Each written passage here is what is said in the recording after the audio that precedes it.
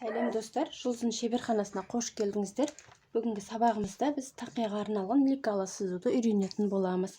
Ол үшін бізге осындай метрлік керек. Метрлікпен біз бас өлшемін өлшейміз.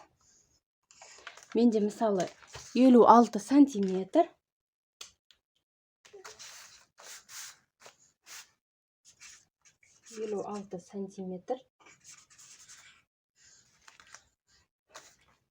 Мен бұны 3,14-ке бөлемін.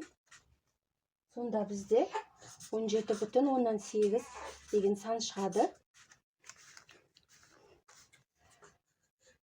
Енді бұл санды біз бұл санға тігіске кететін 1 сантиметр және астарына кететін 1 сантиметрді қосамыз.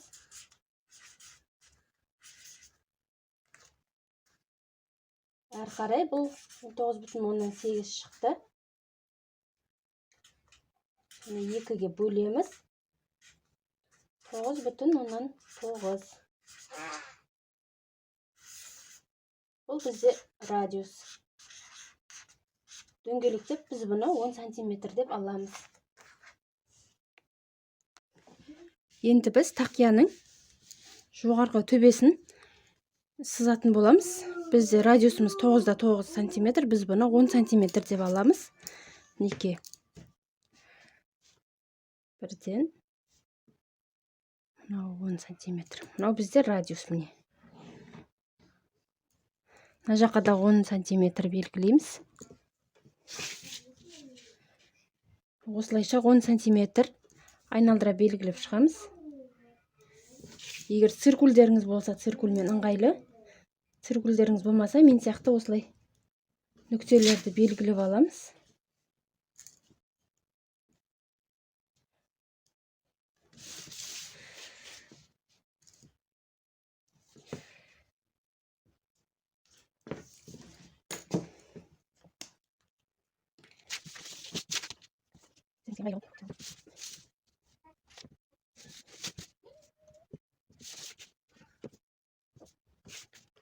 Енді осыларды қосып шығамыз.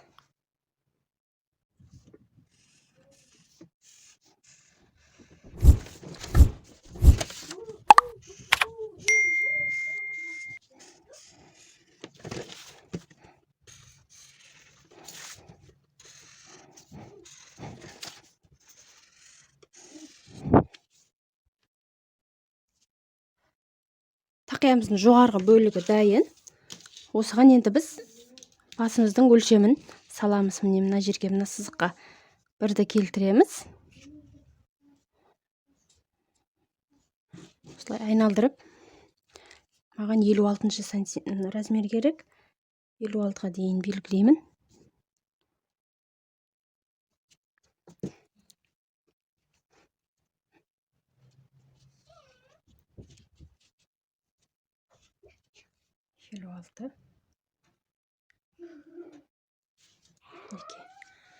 Елу алтыдан белгілеп алдым дағыны.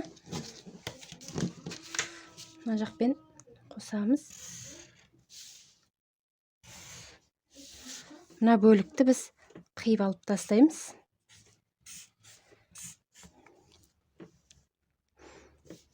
Мынау бізде радиусы 10 сантиметр. Осыны қиып аламыз. Неге мен қиып алдым, мынаусы бізге керек емес. Тіккен кезде біз мына екеуін осылай тігіп, жоғары жағы конус тәріздес болып тұрады, үшкір болып. Мынау бізде жиектемесін мен биіктігін 6 сантиметр қылдым. Сіздер өздеріңіздің қалауыңыз бойынша 7 сантиметр, 10 сантиметр бөрік қылатын болсаңыздар, немесе жіңішке қыламыз десеңіздер, өздеріңіздің қалауларыңыз бойынша келтірсеңіздер болады. Осыны біз матаға пішеміз. Осылайынан қиған кезде де мына жағын бүйтіп қиып аламыз да, тіккен кезде тігеміз осылай қосып. Әзірге осы. Келесі кездескенше сау болыңыздар. Менің каналыма тіркеліп, лайк басуды ұмытпаңыздар.